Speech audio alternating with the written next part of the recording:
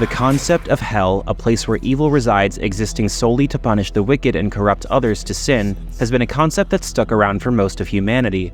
This has created numerous works of fiction spanning various mediums, so it's only natural that video games would explore that concept as well. Diablo is one of the most respected franchises in gaming history, and depicts hell as a separate plane of existence in opposition to heaven, a plane full of celestial light. This struggle occurs on Sanctuary, a world neutral in the Celestial War, but always seems to be dragged into it against the residents' will. Other times, both devoutes call down destruction to Sanctuary in hopes of a better world or a place in the new one. Before we get into the review, we'd like to thank our Patreon supporters for making this possible. Please take a second to check out patreon.com/noisypixel to support independent game journalism.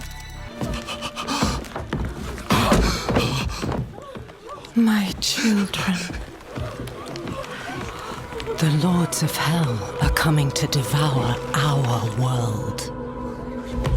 Salvation lies not in the light. This time is no different, as Diablo 4 attempts to explain more of the creation of Sanctuary, namely, who exactly created it in the first place. The entire plot revolves around the chase for Lilith, a demon summoned to Sanctuary through a portal of blood and flesh. She moves from place to place, corrupting others to get what she wants while offering salvation from the inevitable demise of the world brought out by the war. Lilith does well fitting in this role as a corrupted mother figure, offering salvation to her children as she travels the world. She never forces anybody to do anything, instead opting to speak with them until they eventually do what she wants of their own choice. She's very convincing, and her gentle demeanor turns sinister, especially when you see how persuasive she really is. This gentleness reveals that sinister edge when most non-demonic enemies are her victims. The villains of this tale aren't exactly blameless, as they still worked with Lilith of their own accord but are more sympathetic, so it's too bad that most of the story ends up being random fetch quests or reporting to another character so they can send you to another location. These quests are to gather clues to get to Lilith, but it all feels like busy work with moments that, while interesting, could have been utilized better. Combat, as traditional, is a basic top-down format allowing players to move and attack freely, while skills are mapped to a button press that can only be mapped to a specific type of skill. This ensures players have a well-rounded loadout while using different resources for attacks. At the same time, potions are reserved to another button while being able to refill at towns, maxing out initially at 4, then gaining more as the player explores. Combat can sometimes feel like a slog with the number of enemies constantly thrown at the player. Usually this wouldn't be that big of a deal, but most enemies don't have much variety. They will rush the player or stick to the backlines casting magic or shooting arrows. Each attack utilizes a certain weapon type like bows or swords, and it forces the player to equip that weapon type to use the attack. This limits the player to certain weapon types and helps divide the combat, unlike Diablo 3 where any weapon could be used with any attack. The weapons give a flair to each class type and how they operate. Something similar would have significantly benefited the enemies. The enemies' skins change between areas from demons to goatmen to skeletons, but their tactics remain static. It becomes a test of how long players can keep mashing the basic attack, mixing in other abilities. This is how Diablo 3 felt as well, where enemies are unable to put much of a dent in your health unless you allow yourself to get surrounded. This is especially true with having multiple health potions on the character at all times. As long as the player keeps moving, there's basically no way to die. This was put to the test when I happened to be chasing a rare loot spawning enemy, dragging around multiple groups of enemies before I massacred them all.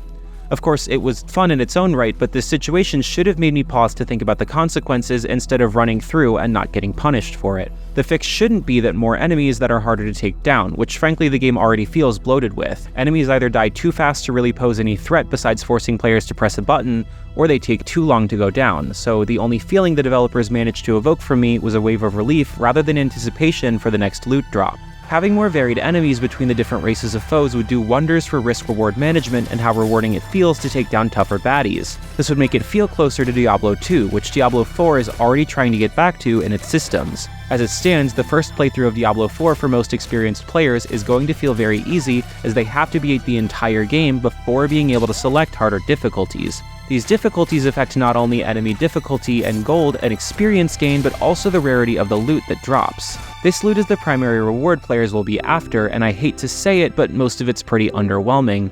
It's not readily apparent if any gear will be better for the build players will strive for until equipped. Even then, most of the abilities are hard to notice in the middle of a fight, excluding any speed up boon for either attack or movement speed. These effects are the most noticeable and possibly best for any build. These stats directly and noticeably increase your damage output and survivability, so prioritizing gear that has these stats as well as a main damage stat is for the best. This makes most gear irrelevant to the point that unless something is better by a large margin, say increasing attack power by 20, it's not worth equipping. It's better to salvage or sell everything that players come across.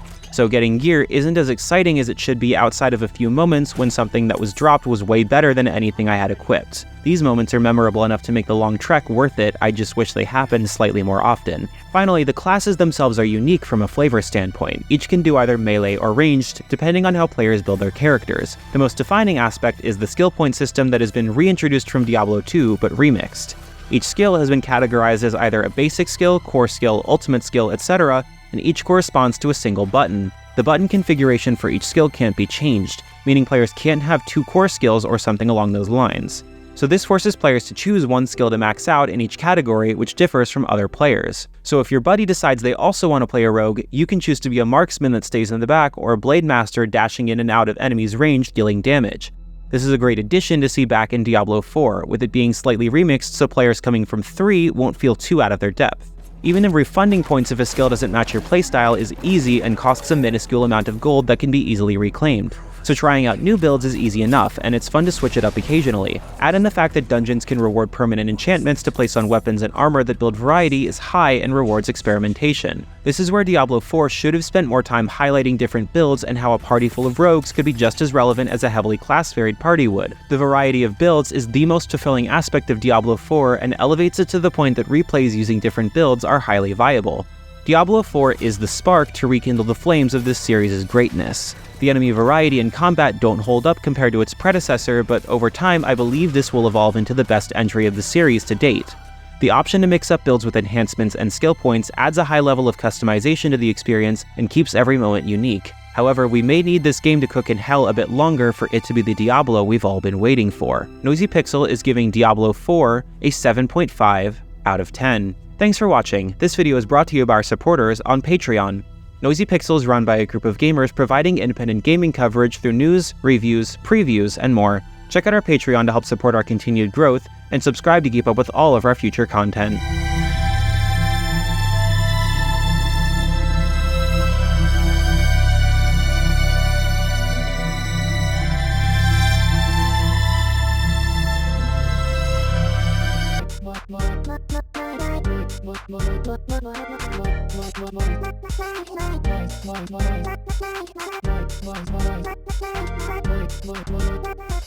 Noisy Pixel.